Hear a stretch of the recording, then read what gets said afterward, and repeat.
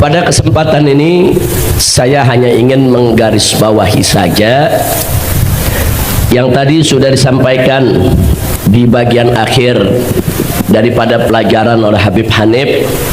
Habib Hanif dengan tangkas dan cerdas, saudara, sudah menguraikan kepada kita tentang persoalan nasab. Memang saat ini fitnah nasab ini, saudara, sepertinya sengaja disebarluaskan untuk memecah belah umat, ngadu domba habaib dan kiai, saudara. Dan sepertinya juga memang ini ada yang modali semua ini, saudara. Nah, karena itu kita harus waspada.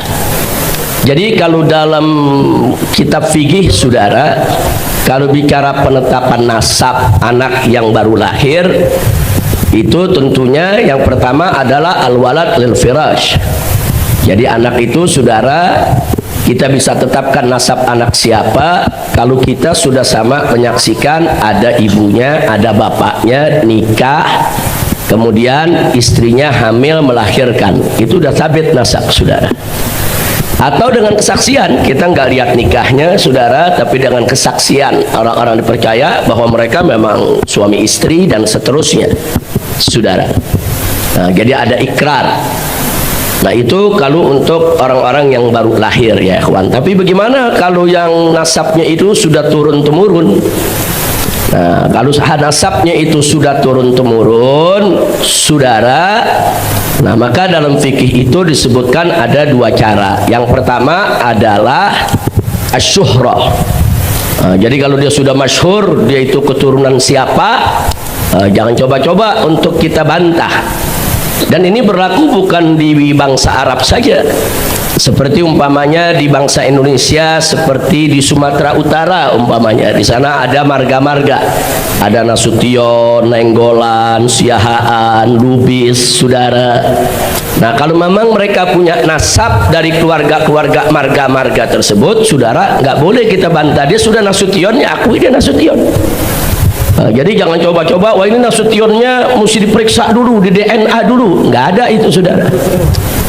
Nah, jadi kalau memang dia sudah mengakui, masyarakatnya juga sudah mengakui, oh ya ini anaknya sefulan, dia marganya Nasution. Atau masyarakat di Sibuhuan, itu banyak marga Lubis, saudara, oh ya ini memang turunannya, nasabnya dia dari keluarga besar Lubis. Jangan coba-coba dibantah, saudara, kita nggak punya hak. Nah, kalau kita ngebantah itu namanya at-ta'an fin nasab, menyerang nasab orang. Nah, Nabi mengatakan di antara salah satu perbuatan yang merupakan kufrun billah adalah at-ta'an fin nasab, menyerang nasab, ya ikhwan. Nah, kemudian tadi sudah saya sampaikan ada cara pertama syuhra, yang kedua istifadah.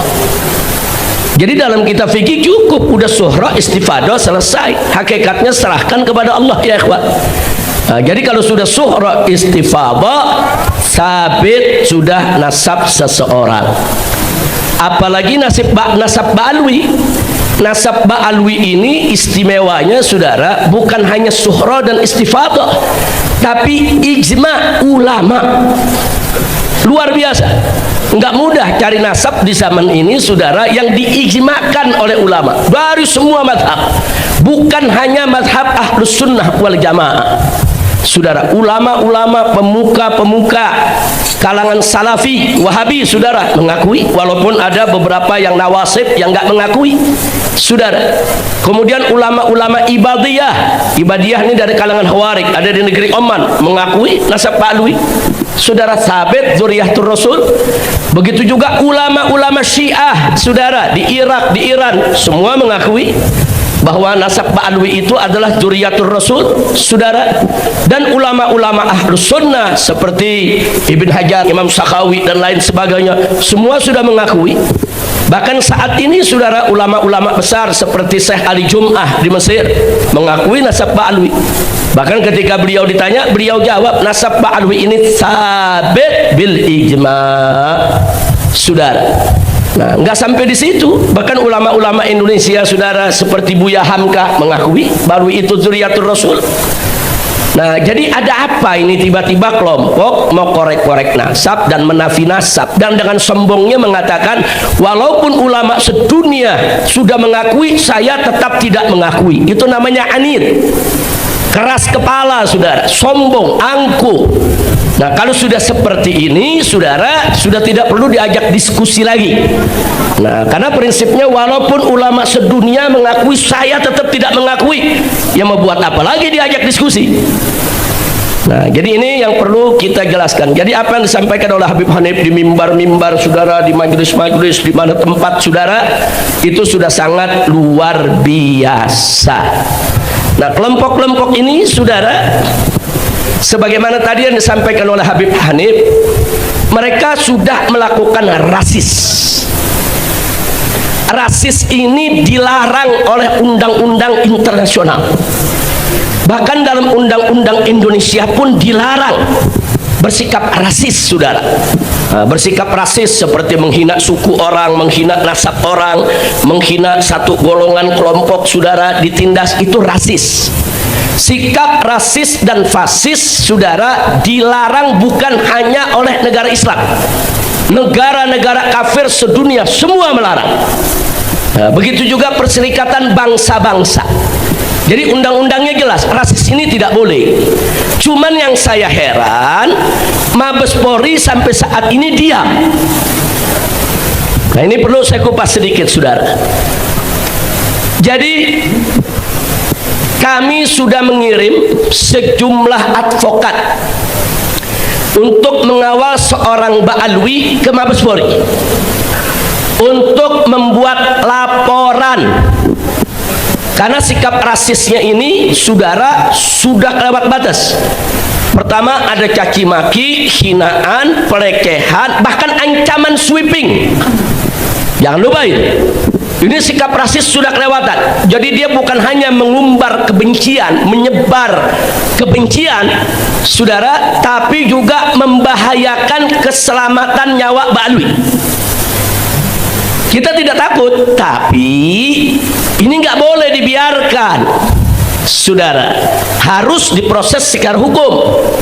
Kita kirim pengacara, saudara, dan kita kirim Ba'alwinya untuk melapor. Sampai di sana diskusi lebih dari 4 jam di Mabes Polri, sampai ke meja cybercrime, saudara. Kriminal daripada kriminal cyber, saudara. Enggak dilayan, mereka tolak. Nah, justru sekarang yang saya ingin protes adalah Mabes Polri. Saya ingin protes langsung ke Bapak Kapolri. Ada apa? Ini ancaman rasis, melanggar undang-undang. Ini ancaman sweeping, membahayakan keselamatan orang. Ini mengganggu ketertiban umum. Ini membuat kegaduhan. Dan ini disebarluaskan kebencian itu lewat ITE. Ada undang-undangnya semua. Kenapa tidak ditindak? Kalau alasannya belum ada yang lapor, bohong. Kita sudah kirim, saudara. Saya bisa hadirkan pengacara-pengacaranya, saudara, dan Ba'alwinya yang melakukan laporan di sini. Nah, jadi ini ada apa? Nggak dilayani, ada apa? Apakah ini memang pesanan rezim sehingga Kapolri nggak berani? Apakah ini proyek, saudara, dari BEN atau BNPT atau apa? Kita bertanya. Kita tidak menuduh, kita bertanya kenapa. Ini kan ada kekuatan yang membuat Kapolri nggak berani bertindak, saudara. Siapa itu yang punya kekuatan di atas Kapolri? Jadi kita bertanya, ada apa? Kan kita Ba'alwi mau ikut prosedur hukum. Ayo kita prosedur hukum. Saudara, ditolak. Saudara, dengan berbagai macam cara. Pertama, begitu melapor, apa dia bilang? Wah, ini Ba'alwinya ini yang mau melapor harus ada surat tugas dari Robitoh Alawiyah. Ada urusan apa surat tugas dari Robitoh Alawiyah? Dia melapor atas nama dirinya, seorang Ba'alwi yang diancam. Tidak ada urusan dengan Robitoh Alawiyah, dan dia datang sebagai pribadi Ba'alwi, bukan atas nama Robitoh Alawiyah. Setelah berdebat, apa kata mereka? Wah, ini kan laporannya laporan menyangkut ITE.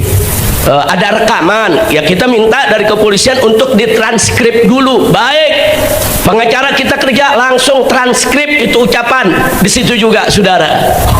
Nah setelah itu ada lagi, saudara, wah ini sulit dibuktikan, ini harus beginilah, harus begitulah, sampai akhirnya dipertemukan naik ke lantai 15 atau 16 itu Mabes Polri, tempat cybercrime. Diterima kok oleh kepala bagian di sana, saudara, berdebat. Ujung-ujungnya mereka minta, ya sudah hadirkan saja nih, ini kan mesti ada saksi bahasa, ini mesti ada saksi agama, ini mesti ada saksi ahli ini, ahli itu. Saksi-saksi itu tugas polisi dalam penyelidikan dan penyidikan, bukan tugas pelapor. Jadi saya bingung kok jadi BAP saksi-saksi ahli, saudara, diminta dari pelapor. Sejak kapan? Saya ini udah berkali-kali ngadepin pengadilan, sudah berkali-kali di BAP, sudah berkali-kali di penjara, sudah berkali-kali di sidang. Kita tahu itu cara kerjanya, saudara. Jadi bukan pelapor itu yang diminta, sediakan ini, sediakan itu.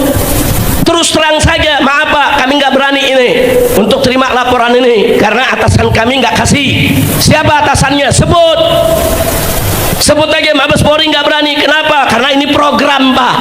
Sebut aja. Fair, jujur, adil.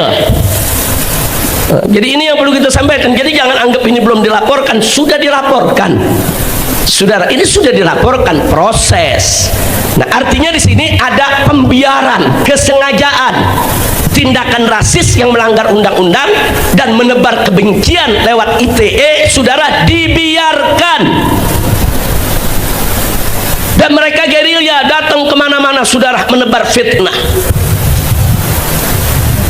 Nah ini nggak boleh dibiarkan, saudara. Nah sampai-sampai ada seorang artis dangdut pun terpengaruh. Kemudian dia ada rekamannya mengatakan, Habib Rizik minta telepon saya kepada seorang ustadz, katanya ingin menegur saya. Siapa lu? Pakai ngomong siapa lu, saudara? Mestinya tabayun dulu. Saya memang mencari nomor telepon Bang Haji Roma, saya sebut namanya, saudara. Kenapa? Karena beliau sahabat saya. Saya kehilangan nomor karena apa? Karena saya punya handphone, memang nomor-nomor lama udah hilang semua, saudara. Saya cari, saya mau komunikasi. Nah, yang namanya sahabat, watawasau bil haqqi watawasau bis sabar, saudara. Akhirnya saya dapat itu nomor dan saya kontak. Saya dalam mobil, di depan saya supir saya Haji Ahmad Sarkashi, di samping saya istri saya. Artinya mereka-mereka ini jadi saksi apa yang saya bicarakan, saudara. Jadi jangan ngarang-ngarang. Nah, jadi saya sampaikan begitu salam, assalamualaikum warahmatullahi wabarakatuh. Gimana Bang Haji? Baik, sehat walafiat. Semoga antum tetap sehat walafiat. Kita doakan. Nah, habis kita doakan, kita sampaikan, Ji, ana dapat kabar ini dari para ba'alwi yang ada di Jakarta, habaib. Katanya begini, antum nih ada undang seseorang yang nyerang ba'alwi. Nah, terus dia katakan, oh iya Beb, kita memang lagi bikin diskusi di sini. Ya nggak apa-apa, cuman kalau boleh, ana mau kasih masukan. Kalau antum ingin diskusi yang objektif, independen, undang dari kedua belah pihak. Nah, ini antum ngundang baru satu nih, Habib diserang-serang. Udah gitu, sikap antum seperti membenarkan. Nah, sekarang usul, undang itu Gus Rumail. Nanti habis Gus Rumail undang Habib Hanif. Saya sampaikan. Atau kalau antum masih belum puas juga, yuk kita ketemu. Antum ketemu sama ana di mana, kita ngobrol. Kan kita biasa ngobrol bareng, kita ngopi, kita ngeteh. Bahkan sampai kita katakan, Ji, ana nih sayang sama ente, sayang. Dan habaib ini banyak cinta sama antum. Hati-hati, jangan sampai antum terjebak dengan gerakannya para begal nasab. Kita sampaikan. Kita sampaikan kenapa kita sebut begal nasab begini, Ji, dalam telepon. Cuma ini di telepon nggak enak, Ji. Kalau kapan kita mau ketemu, ayo, ane jelasin. Ente mau kitab apa, kita jelasin. Ente sahabat ana, mau makan siang bareng, ayo. Kita ketawa-ketawa, nggak ada masalah, saudara. Nah, kalau dia cerita ada ustadz, Ji, Habib Rizik ini minta nomor ente mau ditegur. Ya tabayun dulu dong, kalau perlu ngomong Habib Rizik, ente menegur aneh, siapa lu? Begitu dong. Itu gentleman, saudara. Kan satria bergitar. Ya kalau satria terus lagi, lu mau negur gue? Siapa lu menegur gue? Begitu dong. Nggak ada pembicaraan di situ, saudara. Kita penuh kasih sayang dan cinta, kita sampaikan. Sampai terakhir kita bilang al-afuji ya, jangan tersinggung. Ini aneh cuman memberikan masukan. Mudah-mudahan Allah selamatin antum, Allah jaga antum. Kita doain segala macam doa. Ada istri aneh jadi saksi di samping aneh. Ada supir aneh di depan aneh, saudara, yang ikut mendengarkan saudara. Nah akhirnya usul kita diterima. Ya Beb, kebetulan sebetulnya Gus Rumel tuh sudah aneh jadwal juga, udah untuk diundang Habib besok. Ya baguslah. Nah besoknya Gus Rumel datang, saya dengarkan itu pertanyaan-pertanyaannya. Ternyata pertanyaannya kurang substantif. Jadi pada saat dia bicara dengan grup gengnya Begal Nasab, bicaranya substantif, diatur sedemikian rupa sehingga ada serangan-serangan terhadap Pak Alwi. Tapi giliran nanya Gus Rumel tidak substantif, saudara, sehingga datar begitu aja. Kan Gus Rumel menjawab sesuai pertanyaan, saudara. Kan pertanyaan bisa diatur. Pertanyaan itu dalam teknik dialog, kadang-kadang ada pertanyaan itu dibuat memang untuk mengarahkan orang. Ini polisi paling jago nih soal begini. Saya tahu polisi paling jago kalau BAP orang ditanya begini sampai ke korek ya kawan. Saya udah hafal itu, karena kita udah berkali-kali di BAP, saudara. Itu namanya pertanyaan mancing, saudara, untuk kepentingan si polisi. Nah sekarang saya lihat pertanyaan yang diajukan oleh Roma seperti itu, mancing hanya untuk kepentingannya dan kepentingan geng Begal Nasab. Nah, saya mulai kecewa. Hari berikutnya dia undang Imad saudara bin Sarman, dia undang lagi dari grup sana, saudara. Nah begitu saya lihat sudah tidak objektif, dia berpihak. Dan saya cek, kenapa ya kok bisa berpihak, ada apa ya, kan dia sahabat kita, orang baik. Nah begitu saya selidiki, ternyata dia dapat nasab dari geng Begal Nasab. Oh pantes, belakangan dilantik jadi anggota geng Nasab, Begal Nasab, saudara. Wah dapat panji lagi bendera. Nah jadi begitu saya lihat, oh pantes. Akhirnya saya sampaikan, saudara, ke teman-teman di Robitoh, jangan terima undangannya. Dan saya sampaikan ke Habib Hanif, jangan terima undangannya. Karena kalau sudah tidak kalau orang sudah berpihak tidak objektif. Nggak bisa, orang kalau mengundang di podcast ada dua pihak yang berseteru, itu harus objektif. Dia tidak boleh berpihak, saudara. Dia harus di tengah-tengah, dan pertanyaannya baik ke kanan maupun ke kiri harus, saudara, substantif, menyentuh akar persoalan. Tapi kalau dia sudah berpihak dari ke sebelah sana, dapat nasab, dapat kartu anggota, saudara, dilantik sebagai bagian dari geng mereka, saudara, ya kalau sudah begitu nggak bakal bisa objektif. Maka itu saya usulkan ke Robitoh, tolak undangannya. Hanif tidak usah terima undangannya, apalagi saya, saudara. Jangan sampai nanti saya mengatakan dia mau paksa saya datang. Siapa lu? Nah, kan kita juga bisa ngomong begitu. Emang dia doang yang bisa ngomong? Siapa lu mengundang gue? Jangan, bahasa-bahasa begitu nggak boleh dikeluarin, saudara. Itu bahasa jelek. Itu bahasa yang bisa merusak silaturahim. Itu bahasa yang bisa merusak hubungan.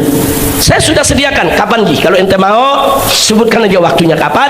Kita makan siang bareng. Kita ngobrol yang enak. Ente mau nanya apa aja, Anda siap untuk jawab. Nah, tapi belakangan ternyata dia masih makin condong ke sana, dan akhirnya ada sengaja atau tidak sengaja, atau saya katakan Bang Haji Roma ini kurang teliti, saudara, percaya satu info disebarluaskan dengan sumpah kepada Allah. Demi Allah, saya ditelepon dengan orang yang mengaku dari Robitoh Alawiyah menawarkan saya nasab. Saya diminta untuk beli nasab. Dia sendiri ngomong, ditelepon oleh orang yang ngaku dari Robitoh Alawiyah. Telepon dulu dong ke Robitoh, bener apa enggak? Bukan langsung bersumpah saudara di hadapan media terus disebarluaskan, itu fitnah. Dan Robitoh Alawiyah sudah bikin pernyataan, tidak pernah saudara menjual nasab atau menawarkan orang untuk beli nasab, enggak ada. Saudara, sudah Robitoh Alawiyah sudah bikin pernyataan. Jadi dibantah, ada pernyataan seorang artis dangdut, saudara, Robitoh membantah, Robitoh tidak pernah kirim orang dan tidak pernah telepon orang. Nah, jadi siapa itu yang telepon? Mestinya tabayun dulu ke Robitoh. Habis tabayun, oh ternyata enggak, telepon lagi tuh orang, bajingan lu ngebohong, ngaku-ngaku dari Robitoh, begitu dong. Itu baru satria bergitar. Kira jelas gak? Habib Hanif paham, Habib Hanif ya? Kan satria, betul? Tanya tabayun saudara. Nah, sampai akhirnya orang geger di mana-mana saudara. Nggak boleh. Bang Haji, ini di rekaman ini saya mau sampaikan, ente tuh kawan ana, sahabat ana sayang ente, ana cinta ente. Kalau ente ingin ngajak diskusi orang-orang yang berseteru dalam soal nasab, berimbang. Entenya juga mesti objektif, jangan ikut dulu dong ke geng mereka. Kalau ente udah jadi anggota dilantik oleh mereka gimana? Kalau ente udah dapat nasab dari mana, dari mereka bagaimana? Ente nggak bisa objektif. Nah, jangan nanti saudara akhirnya ujung-ujungnya kita semua diundang hanya untuk narik follower aja. Nah, ini kan urusannya kan YouTuber bawaannya menarik follower aja, mau salah mau bener yang penting follower banyak. Kadang-kadang ada orang gara-gara follower lera tuh mandi di lumpur, mandi kotoran, ada yang aneh-aneh gara-gara untuk apa tuh? Follower. Kenapa sih bisa begitu? Karena makin banyak follower makin banyak duit yang masuk dari YouTube. Janganlah. Nah, yang begitu-begitu jangan kita lakukan. Jangan hanya sekedar untuk menarik follower terus bikin gaduh di tengah-tengah masyarakat. Dan ada lagi satu yang saya sesalkan. Dia menyampaikan bahwa Ba'alwi ini punya doktrin sesat. Dari mana? Kalau ini pernah saya bantah, saya nggak sebut namanya, saudara.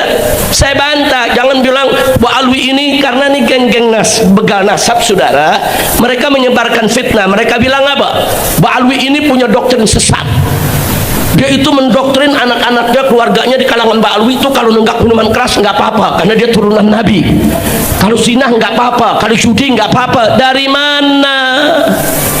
Saya ini Ba'alwi, guru-guru saya banyak dari kalangan Ba'alwi dan banyak dari kalangan kiai, saudara. Keluarga besar saya Ba'alwi, dari datuk saya, kakek saya, bapak saya, paman-paman saya, guru-guru saya, nggak ada yang mengajarkan kami, hei ente keluarga Nabi boleh maksiat sesuka hati. Nggak ada, saudara. Kalau ada seorang yang ngaku Habib terus perilakunya tidak beres, itu kan urusan pribadi dia. Jangan langsung dibilang itu doktrin habaib. Nggak bisa begitu dong, saudara. Apa kalau ada 1, 2, 3 orang Jawa, saudara, mencuri terus kita katakan doktrin masyarakat Jawa mencuri itu boleh? Nggak begitu dong. Masyarakat Jawa itu punya tutuk kromo tinggi. Nggak ada itu ajaran-ajaran yang merusak, saudara. Betul? Apa boleh kalau ada satu orang Betawi, saudara, atau satu orang Sunda, dia berjudi, saudara, kemudian kita katakan doktrin masyarakat Betawi harus berjudi? Ada begitu? Nggak ada. Itu si pribadi yang bejat, yang rusak. Nggak ada urusan sama suku, nggak ada urusan sama keluarga, nggak ada urusan itu, saudara, dengan budaya seseorang. Nah, ini yang perlu diluruskan. Kita nggak mengatakan semua habaib itu bagus, enggak. Oknum-oknum habaib juga banyak yang rusak, yang judi, yang enggak minuman keras, saudara, ada. Siapa bilang enggak, saudara? Yang ngaku turunan Nabi, yang berzina, yang mencuri, ada. Siapa yang bilang mereka tuh kayak malaikat, nggak dosa sama sekali? Nggak ada, saudara. Tapi jangan perbuatan pribadi-pribadi tersebut langsung dirangkumkan, saudara, disebarluaskan di tengah masyarakat. Inilah doktrin habaib, sampai mereka datang ke MUI Mereka kumpulkan berita-berita tentang oknum-oknum habaib yang rusak, disatukan, dibawa ke MUI.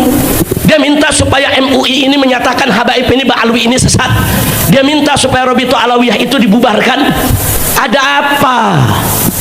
Saudara, ini kalau bukan gerakan politik yang praktis, strategis, saudara, ini nggak mungkin terjadi. Makanya mudah-mudahan rezim ini segera lengser, saudara. Jadi di pemerintahan baru yang akan datang ini harus kita benahi dan harus kita usulkan kepada pemerintah baru yang akan datang agar begal-begal nasab, buzzer-buzzer yang kerjaannya hanya ngadu domba umat, bikin gaduh, semua ditindak secara hukum. Setuju? Takbir. Sallu ala Nabi. Nah, jadi itu saudara. Jadi saya lihat Bang Haji Roma Irama sudah terlalu jauh. Jadi ya jangan salahkan kalau saya mengusulkan Rabithah tidak usah datang. Saya larang, saya punya menantu Habib Hanif ataupun mantu-mantu saya yang lainnya untuk menerima undangan podcast bersama Bang Haji Roma tentang nasab. Enggak. Jangan, karena dia sudah berpihak. Dia sudah ada di kelompok seberang sana, saudara. Nah, kalau sudah berpihak berada di kelompok seberang sana, ya saya minta maaf, kita tidak lagi di barisan yang sama. Saudara, saya bersama Bang Haji Roma Irama, bersama Kiai Haji Hasim Muzadi, bersama Pak Din Samsuddin, saudara, bersama Kiai Haji Zainuddin MZ, saudara. Dulu kami sama-sama bikin organisasi namanya Fahmi Tamami, saudara. Untuk apa? Untuk menjaga masjid-masjid umat Islam agar tidak direbut oleh kelompok-kelompok di luar Ahlus Sunnah. Karena ketika itu banyak masjid-masjid direbut, saudara. Nah, umat ini goyang. Anak Kiai Hasim Muzadi mengusulkan kita bentuk aja Haji Roma Irama yang menyambut, Kiai Haji Zainuddin sambut, rame-rame, kita sama-sama, saudara. Nah, saya berharap jangan gara-gara soal begal nasab Haji Roma seperti ini akhirnya kita bubar di Fahmi Tamami, ya ikhwan. Padahal organisasi ini bagus. Nah, maka itu kita doakan semoga Bang Haji Roma Irama dapat taufik dan hidayah, kembali ke jalan yang benar. Kita nggak minta Haji Roma Irama dukung habaib, enggak. Kita nggak minta dukung Ba'alwi, enggak. Objektif aja. Sebagai seorang YouTuber, podcast, objektif. Jangan memihak. Jangan memihak. Kalau dia tidak memihak, insya Allah siapapun diundang akan datang, saudara. Saya siap datang. Rabithah kita minta untuk dorong untuk datang. Habib Hanif, semua mantu saya datang. Kalau objektif. Tapi kalau sudah berpihak, dapat nasab pula, saudara. Nah, udah gitu dapat kartu anggota lagi dari geng Ibad bin Sarman, saudara. Nah, kalau sudah begitu, maaf, saudara. Hadza firaq baini wa bainak. Ini perpisahan kita sampai di sini.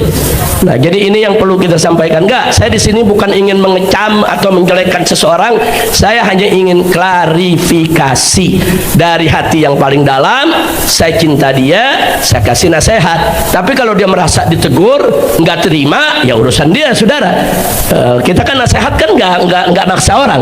Mau diterima alhamdulillah, enggak mau diterima juga enggak apa-apa. Kira-kira jelas tidak? Nah, itu yang ingin saya sampaikan, dan saya minta kepada semua yang ada di sini, sebagaimana tadi sudah dijelaskan panjang lebar oleh Habib Hanif, mestinya persoalan fitnah nasab ini harus segera kita akhiri sampai di sini, saudara. Enggak usah lagi kita ribut-ribut soal nasab. Yang mau ngakuin silakan, enggak mau ngakuin enggak apa-apa, saudara. Nah, nanti kan ada pengadilan Allah di akhirat. Nah, nanti kita lihat saja siapa yang disambut oleh Nabi dan siapa yang enggak disambut oleh Nabi. Nabi enggak bakal sambut orang-orang yang membenci anak cucunya, saudara. Nabi enggak bakal berikan senyum kepada orang-orang yang benci kepada anak cucunya, saudara. Dan Nabi, saudara, akan menyambut siapa saja dari umatnya yang cinta kepada ahlul baitnya dan cinta kepada para sahabatnya. Insya mudah-mudahan kita termasuk golongan yang disambut oleh Nabi, diberikan syafaat oleh Nabi agar kita bisa masuk surganya Allah dan kumpul bersama Nabi kita Muhammad sallallahu alaihi.